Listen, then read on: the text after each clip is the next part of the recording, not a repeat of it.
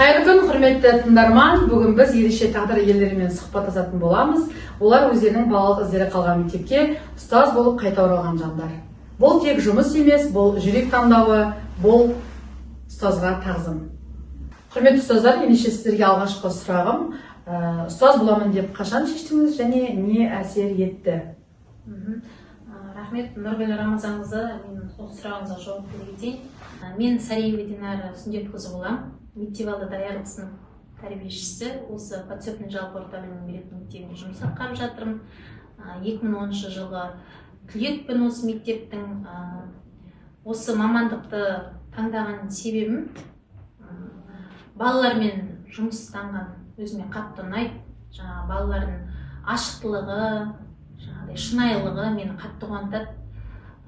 Сол себепті осы ұстаздық жолын таңдадым. Құрметті ұстаздар, тағы да келесі сұрағым. Сізге сенген бір мұғалім болған шығар. Сол сенім сізге қалай әсер етті? Енді бұл сұраққа мен жауап беретін болсам, сізге сенген бір мұғалім болған шығар дегенде сұрағыңызға, маған сенген бір мұғалім бұл өзімнің сынып жетекшім болған математика пәнінің мұғалімі, қазірде зейнеттегі ұстазымыз Хазада Дарғалиқызы шығар деп ойлаймын. Себебі ол бізге 5 жыл қатарынан сынып жетекші болып, менің өзіме деген сенімділігімді арттырып, сол сыныпта 5 жыл қатар старосты болып, одан әрмен қарай сол кісінің сабақ беру методикасы менің мұғалімдік жолды таңдауыма және де осы шешімді қабылдауыма бірден бір әсер етті деп ойлаймын. Тамаша. Ал енді ұстаздар, қалай қарайсыздар? Ұстаз болу мансап па, әлде миссия ма? Өте терең сұрақ қойдыңыз, әрине өте жақсы сұрақ. Менің ойымша, ұстаздық ол тек қана белгілі бір мамандық емес, ол жүрек қалауы, өзіңіз айтқаныңыздай, және де ұстаз болу миссия емес, ол ұлы мамандықтардың бірі, яғни қандай мамандық болмасын, ол ұстаздардың білімінен басталады. Сондықтан да ұстаз болу миссия деп ойлаймын. Ұстаз болу ол өмірлік миссия, қасиетті мамандық деп ойлаймын. Артур Бақытжанұлы, алғашқы сабағыңызды еске түсірсеңіз? Менің алғашқы сабағым өте қобалжулы өтті. Себебі дейтін, сабақ басталғаннан кейін тез бітті ме, сабағым 20 минутта бітіп қалды. Не айтарымды, не істерімді білмей қалдым қобалжумен. Бірақ та өзімнің мектебіме келгеннен кейін, осы мектепте оқып бітіріп, осы мектепке жұмысқа орналасқаннан кейін маған кішкене оңай болды. Себебі әріптестерім мен өзімнің кезінде оқушы болған кездегі мұғалімдерім болды. Ол кісілер маған жақсы үйретті, сол жерден түсіндіріп жіберді. Жақсы тәрбие, тәлім алдым. Сондықтан маған қобалжу болғанмен Әріптестеріңіздің қолдауын сезіндіңіз, е? Әріптестерім қолдауын сезіндім. Келесі сұрағымды Айкөркем Талғатқызы сізге қойсам, егер өзіңізге 10 жыл бұрын кеңес берсеңіз, не айтушы едіңіз? Сұрағыңызға рахмет. Осыдан 10 жыл бұрынғы өзіме келетін болсам, мен артқа қарап айтар едім: Айкөркем, сен қателеспедің, сен тура жолды таңдадың.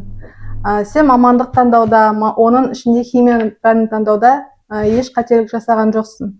Тек қана алға, сенің қолынан бәрі келеді деп айтар едім өзіме. Рахмет. Келесі сұрақ, мен дұрыс жолдамын деп өзіңізге қашан айттыңыз? Мен бұл сұрақты былай түсініп тұрмын. Бұл сұраққа мен ойлаймын, әр адам өзінің өмір жолында дұрыс жолдамын ба, дұрыс мамандық таңдадым ба деп сұрақ қоятын шығар. Мен енді осы мамандыққа аттап басқалы өзімнің дұрыс мамандық таңдағанымды, дұрыс жолда екенімді білдім. Мысалы, бала тәрбиелеу ол дейтін адал еңбек. Яғни біздің өзіміздің енді мұғалімдердің келешек ұрпақ тәрбиелеуге бір үлесімізді қосып жатырмыз. Сонда мен енді дұрыс жол, адал жол деп ойлаймын. Қысқаша енді осы. Негізгі бүгінгі жиналып отқан себебіміз өзіміздің кезінде жүгіріп жүрген, оқыған, осы партада отырып оқыған мектебімізге қайтадан мұғалім болып келіп отыр. Өзіміздің мұғалімдеріміздің алдына әріптес болып отыр. Енді сол өзіміздің алғашқы келген кездегі сезімдерімізді айтып жіберсек қысқаша. Енді осы мектепте оқыған әрқайсымыздың енді әркімнің өзінің сыныбы бар да осы жерде. Біреулер осы өздерінің мектептеріне жылдап айлап көрмесе, біз өзіміз оқыған партаға, өзіміз кірген отырған сыныпқа күнделікті кіреміз, иә. Оның өзі бір ерекше сезім. Және де бұл мектепке келгенде өзіңе сабақ берген мұғалімдермен бірден әріптес болып кету ол өте қиын.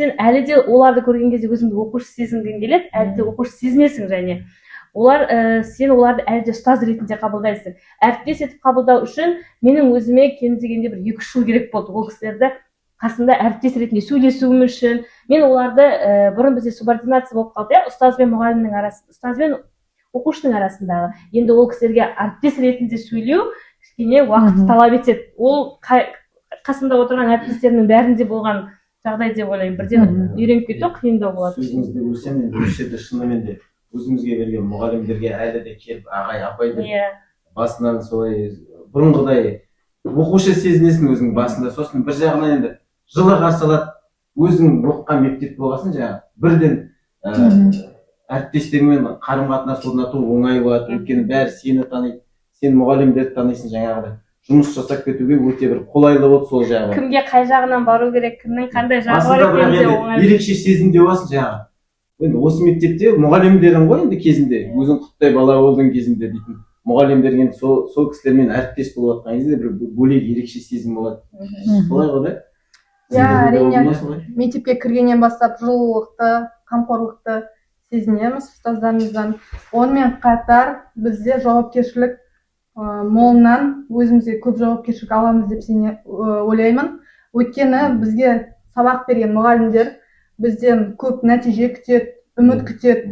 Біз сол үмітті ақтауымыз керек, және соның жолында еңбек етіп жатырмыз деп ойлаймын. Иә, өте дұрыс, сізге қосыламын.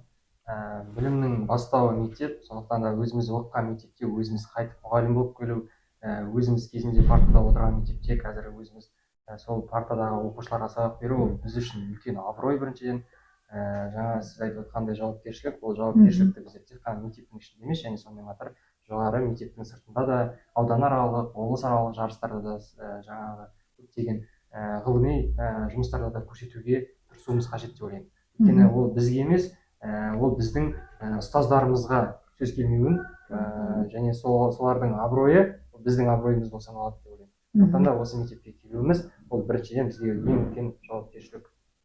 Біздің ағай апайларымыз басқа әріптестерімізге, басқа жас мамандарға қарағанда бізден көбірек нәтиже күтетін сияқты, бәрібір де олардың көңілі де бізге басқаша болып тұрады. Бізден нәтиже күтіп, бізді бір жетістікке жеткенімізді қалап тұрады, ол кісілер. Біздің мектеп кезіміздегі өз-өзімізді ұстауымызды, мектептегі жүріс-тұрысымызды және білімдегі озат оқушы екендерімізді ол кісілер білгендіктен, олар бізден көп нәтиже күтуі, ол әлбетте дұрыс нәрсе деп ойлаймыз. Жақсы.